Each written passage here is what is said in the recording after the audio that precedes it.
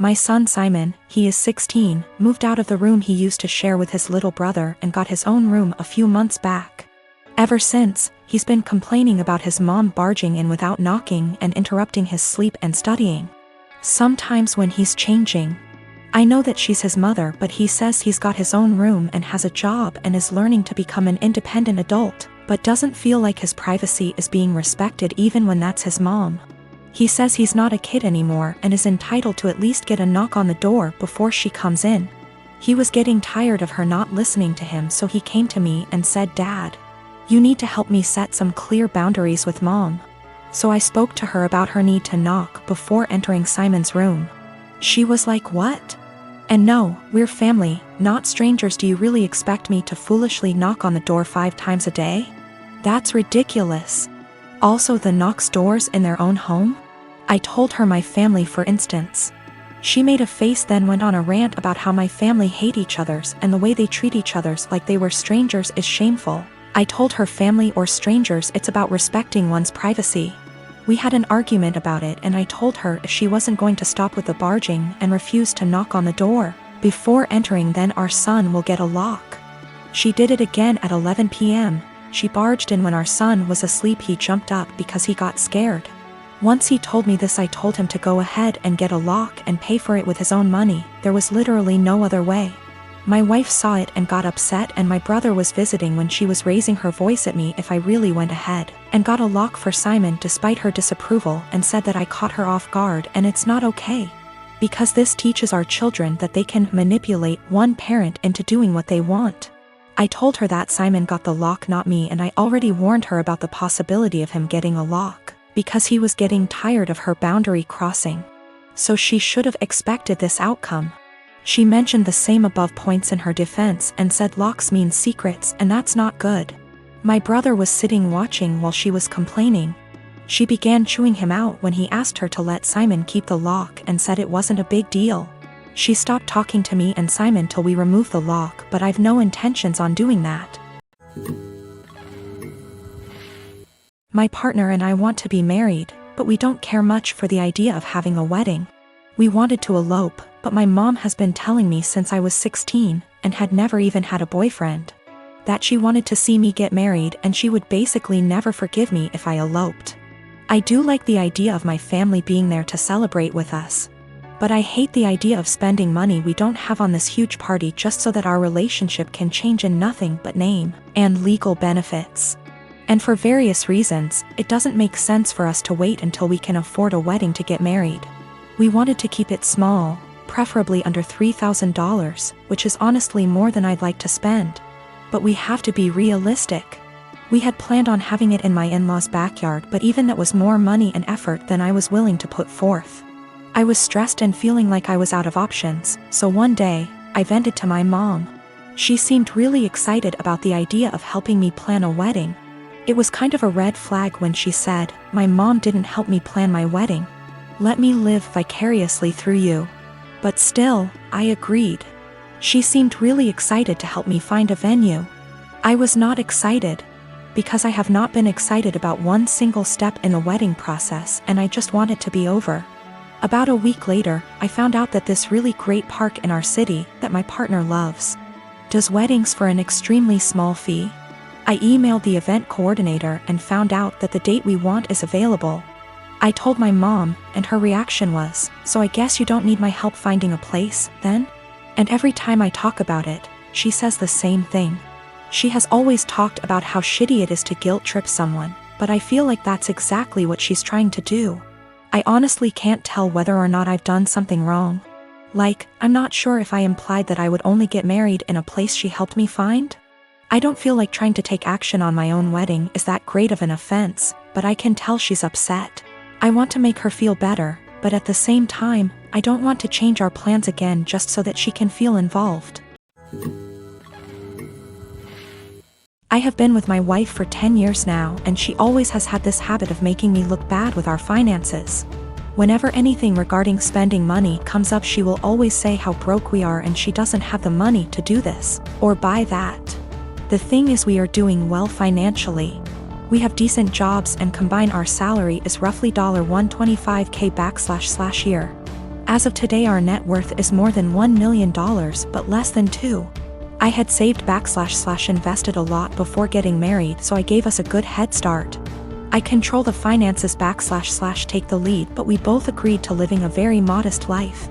We both have our cars from college, for example, Honda and Toyota. She knows everything about our finances because at least once a month I go over it with her every time I deposit money in our investment accounts or our kids' college funds. For banking, we have an emergency fund, and I budget everything else to go straight into investments. We basically stay right at $10,000 in our bank savings account and $500 in our checking account after bills. Most of the time there is more than $500 in our checkings, but once I pay our CC each month, I then move anything extra. We always use the CC, so it's not like we only have $500 to spend. Our CC limit is $25,000. A few months ago we had dinner with her friends and they talked buying a new car. My wife said something like, "I wish I could get a new car, but I'm always broke after paying the bills." We still have our college cars. Wife does not want a new car. She will go on to talk about if she had money what she would want to buy, and it always makes me feel ashamed.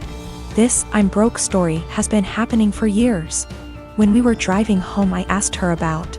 She understood we have the money, but it's how she feels because her bank account is always low. I said I can increase our budget or keep more money in our bank if she wants. Since we are doing well, I'm okay with spending more. She said no and again was happy with our finances. I explained that when she says we are broke, it makes me look bad and I feel ashamed. It's as though I can't provide for the family and / or I am bad with money. She doesn't see it that way. The same conversation has come up numerous times about us being broke. Recently, I reminded her numerous times it makes me feel and look bad in front of friends and family. I told her if she keeps saying stuff like that, I will reveal that we are doing well with money. I gave her a few reminders I'd eventually do this, but she kept going with the "I'm broke" story.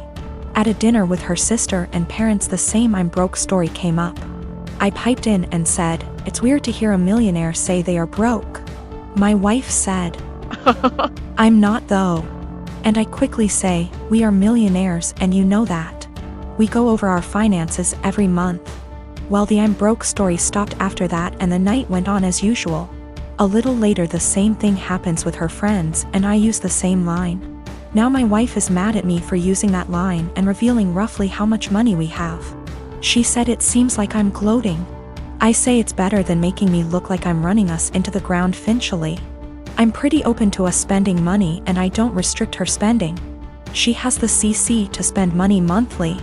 Most of the month we have far more than $500 in our checking, but I move anything above to our investments. Once I pay the CC every month, I know I won't have any big expenses then.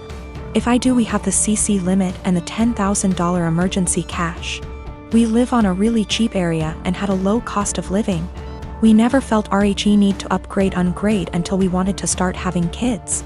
I didn't have to change our lifestyle much to save a lot. My job is in demand and pays well because nobody wants to live out in my area.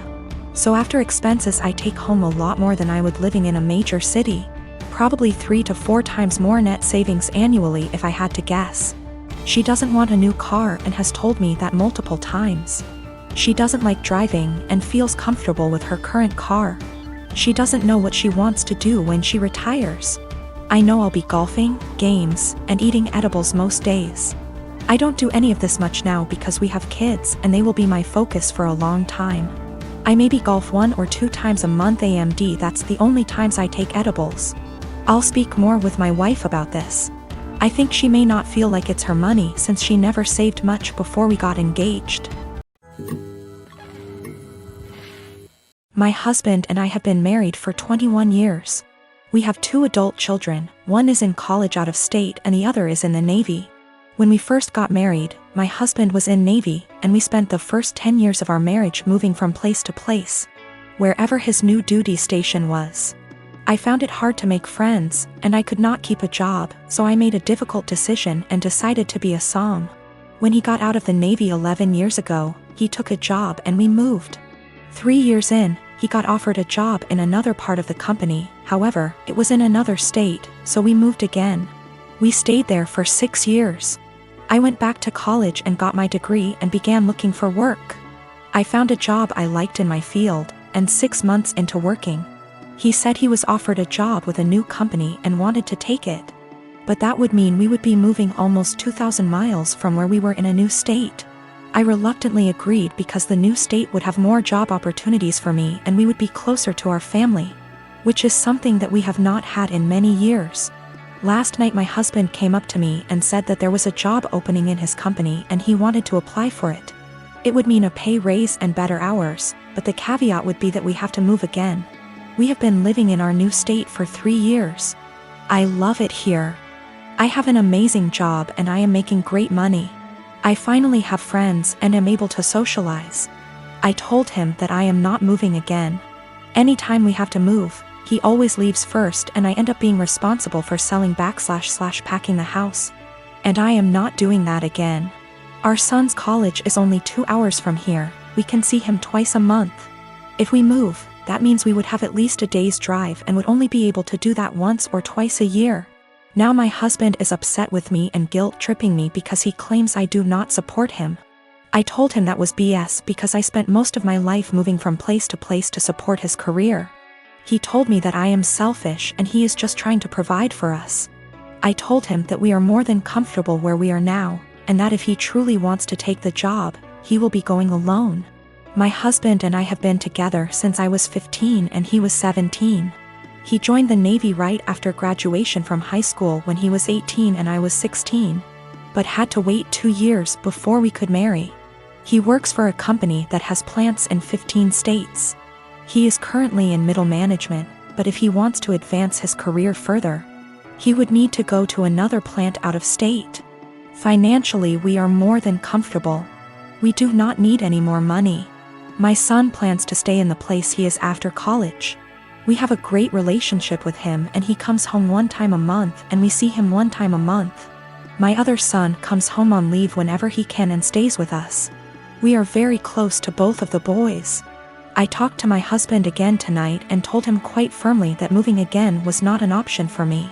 The area he wants to move has very little jobs in my field and specialty in that area, and I would need to commute more than an hour one way for a job versus the 20 minutes I have here. We are sandwiched between 2 major cities, and if we move we would be an hour from the most major city. I would also have to take a massive pay cut and work a menial job to build a new network to find employment in my field. My husband is disappointed in me for not wanting to leave. He left to stay with a friend because he needs to think. He doesn't understand why I would force him to turn down an opportunity to advance his career further. I told him to take all the time he needs, but I am not moving again. I said I would revisit the possibility when I am ready for retirement in 15 years, but no sooner.